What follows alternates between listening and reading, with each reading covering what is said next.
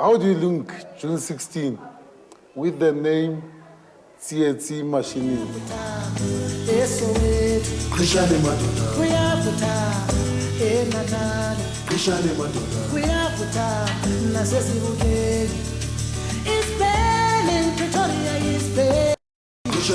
on fire, so it's on fire. It's burning, Natal is burning. It's on fire, it's on fire.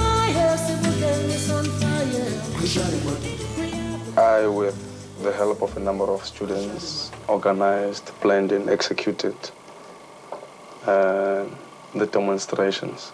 When Tsietsi made up his mind that he wanted something, he would go to every length to get it. Tsietsi bekungumuntu active. Mashinini was also a very deep-thinking young man. He was actually willing, to walk the walk. Tsietsi was a go-between for a long time, long before June the 16th.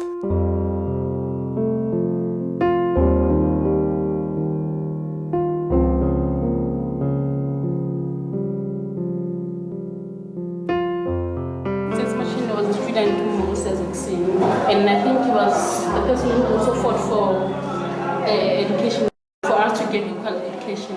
The black student in South Africa is being fed the type of education that will domesticate him to become a better tool for the white man when he joins the working community. You had no power.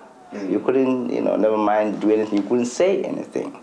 And imagine walking into a classroom in Soweto one Monday morning, and anything you knew as arithmetic now has an Afrikaans name. Everything you know in English now is in Afrikaans. All your set books are now in Afrikaans. There is a total, immediate, fundamental mental dislocation through millions of students in black townships.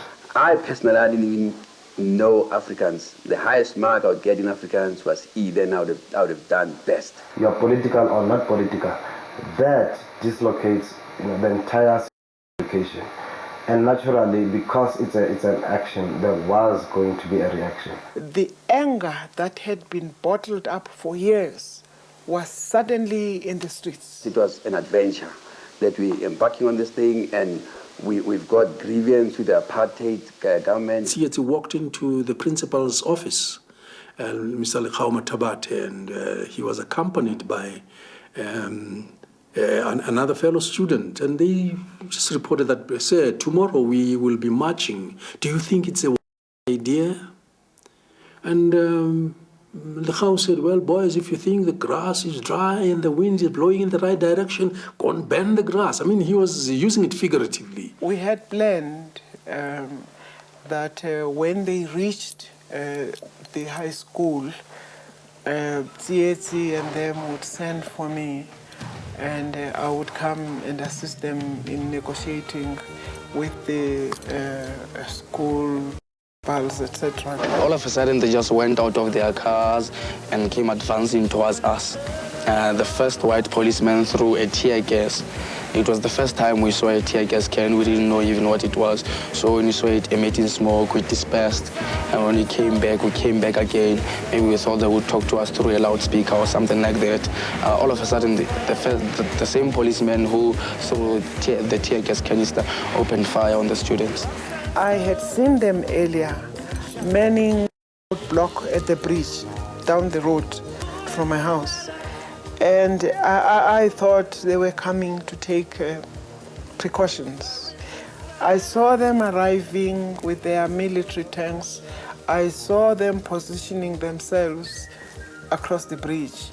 And you could hear the thunderous noise of thousands and thousands of children singing and marching. And it honestly did not occur to me that they were going to shoot. If they'd allowed us to have our own march and came back, we were going to go back to the school the following day. The system of apartheid denied them that. The security police denied them that. And this boy was caught in the whirlwind of the struggle, and he put on the mantle. He didn't get scared, because I remember when he said to me, Mshana, now everything has started. Now it's up to us to take it further. June 16 caught us all surprise. We knew something was happening. We could see the consciousness of people was rising. We could see the determination of people to be defiant was rising. But no one could tell you that on June 16, this was what was going to happen. South African students actually took it upon themselves to make a statement against the introduction of the Afrikaans as the medium of instruction in high schools. I mean, there had never been demonstrations there.